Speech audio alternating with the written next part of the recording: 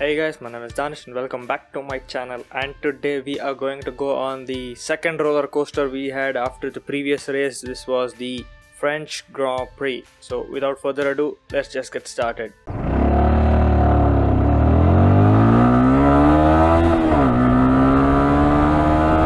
So this Grand Prix weekend started out with the announcement of Alpine signing Ocon for a new multi-year extension, and that started a bit of a discussion which was about who is going to be in Mercedes for the next year. And Ocon and Russell have been and are a part of the Mercedes junior team, and now with Bottas and his inconsistent running, even without counting the mistakes that the team made or Bottas made, just on sheer pace alone, Bottas isn't anywhere near Lewis in terms of sticking to the leaders, that is Lewis, Max. Even though he's getting on the podium a lot more, but in terms of ultimate pace, he's not showing it, and we are not seeing the Bottas version 2, 3, 4 or whatever he is on right now with the black coffee, sisu, porridge and whatever. So one more contender has been removed right now with Ocon signing for Alpine for a long term, which leaves Russell now in open contention to the seat, even though he is under contract with Williams.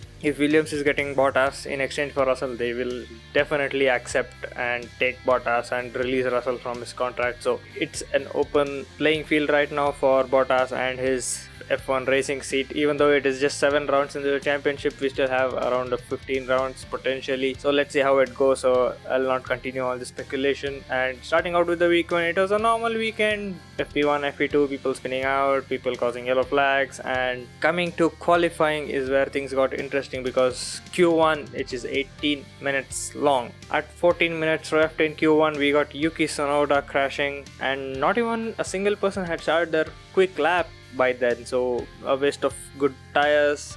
Again, they removed his car, restarted the session, and sessions, if they are red flagged in qualifying, the timer does stop. If the session is stopped in practice, the timer doesn't stop and the timer keeps going, but in qualifying it does stop because it's already a short amount and you can't continue qualifying without having a definite answer of the people in the grid lineup. So they removed his car, restarted the session, and then we had the second red flag after most of the runners had done their running, which was Mick Schumacher also going and crashing into the wall with a bit of oversteer and a kick off the rear. Both of them had a oversteer moment. Yuki had the crabbing thing at the rear axle, which is really interesting to watch in slow motion, because the axle just locked up. So as the vehicle is moving backwards on the blue and red strips and losing momentum and biting into the tarmac, it just goes jumping up into the barrier like that. So that was something interesting to see, a dynamic of an F1 car flexing and moving about in ways that we haven't seen before. So I'm digressing. So continuing on, at the end of Q1 we got Latifi out in P16, Kimi Raikkonen out in P17, Nikita Mazepin in P18, Stroll nothing, Tsunoda nothing, because Stroll also had crashed out in practice, I think. George Russell made it into Q2, as well as Mick Schumacher, who caused the red flag, so first has to come into Q2 this year. So it was a good thing to see that, and Russell as well, Mr. Saturday always there in Q2. Now at the end of Q2, most of the runners went on the mediums, and at the end we got Ocon out in P11, Vettel P12, Russell P13, Gio P14, and Mick no time set. And now the showdown was setting up for Q3, because Mercedes did not really have that ultimate pace in the practice sessions in the previous days, so it was somewhat of a stretch to say that Mercedes would have a solid guaranteed top 2 finish. But yeah, it was an interesting thing. And at the end of Q3 we got Max Verstappen P1, Hamilton P2, Bottas P3 and Perez P4. So Mercedes, Red Bull top 4, Carlos Sainz P5, Leclerc P7 with Gasly P6 in the middle of both Ferraris, Norris P8, Ricciardo P10 and Alonso between those two, McLarens in P9, and it was a good showing from Alonso over here. Ocon slightly missed out in P11, which was unfortunate, but McLarens are up there, Gasly is up there, so it was going to be an interesting mix. Now coming on to the race, here is something that I messed up, which was not accounting for the race start timing, because I was sitting and editing a video for my gaming channel. If you haven't checked it out, I'll link it up here so you can go go check it out and subscribe over there. I just have one video up right now. I will have a lot more coming soon. But I was sitting and editing, and you know how that flow goes when you're having the headphones on and you are in a flow of editing and you just keep on continue editing and you don't see the time. And even the phone notifications I didn't hear because headphones I didn't see because phone was to the side. And by the time I looked at the clock, it was already 10 minutes past the start of the race. So here I had to make a decision. Do I tune in and watch from 10 minutes on to the end and then watch first 10 minutes with the spoilers from after 10 minutes, or do I not watch the race, not touch any social media until the replay is available on Hotstar, so I can sit and watch the race from start to finish without any spoilers? But then I thought, how bad could it be? So I just tuned in and it was already lap 10 and Hamilton was leading. That was surprising to me, but I'm going to rewind and start from the beginning so that you guys can follow through in a chronological order. So in the start, Hamilton and Verstappen side by side, Verstappen P1, Hamilton on the dirty side, and they had launched, and Verstappen just did not have the temperature in the tires for the car to turn into turn 2, and Hamilton took the lead from there. And there were a few changes in the middle. Stroll had a good start. He came from P20 to P15. Nikita Mazepin and Mick Schumacher were having a tussle at the rear and he pushed one off, and another Mazepin incident, but nothing noted by the stewards. No action taken over that. It was just teammates not being friendly with each other. We have seen this a lot before. Lewis and Nico, Checo and Ocon, something that you have to go through as teammates and as competitors as well. And then we had Lando Norris, who had a bad start and he got overtaken by Ricciardo not once but twice, because the second time Norris tried to push on the outside of turn 1 and he couldn't make turn 1, he locked up, so he had to go over the bollards, and Daniel kept on normally and had the lead in front of Norris over there. And now coming on to lap 10 where Hamilton was still in the lead and it was running, and it was a normal kind of race from here on out. But then we had 3 players who were not having fun with the tires. So in the morning before the race it had rained, and the F3 race also was a wet race, and the consequences of that was all the rubber that all the racers and all the subcategories and sub racing were laying down was washed off. So the wear or the degradation of the tire was a lot higher than expected. So the first one to feel this was Alonso in P8, Sainz in P5 and Leclerc in P7. So the Ferraris and the Alpine not really gentle on the tires, and it was showing because Ricciardo took Alonso for P8 on lap 11, then the same lap Norris took him for the P9. Vettel also takes Alonso on the same lap for P10, and Vettel started out on the hards like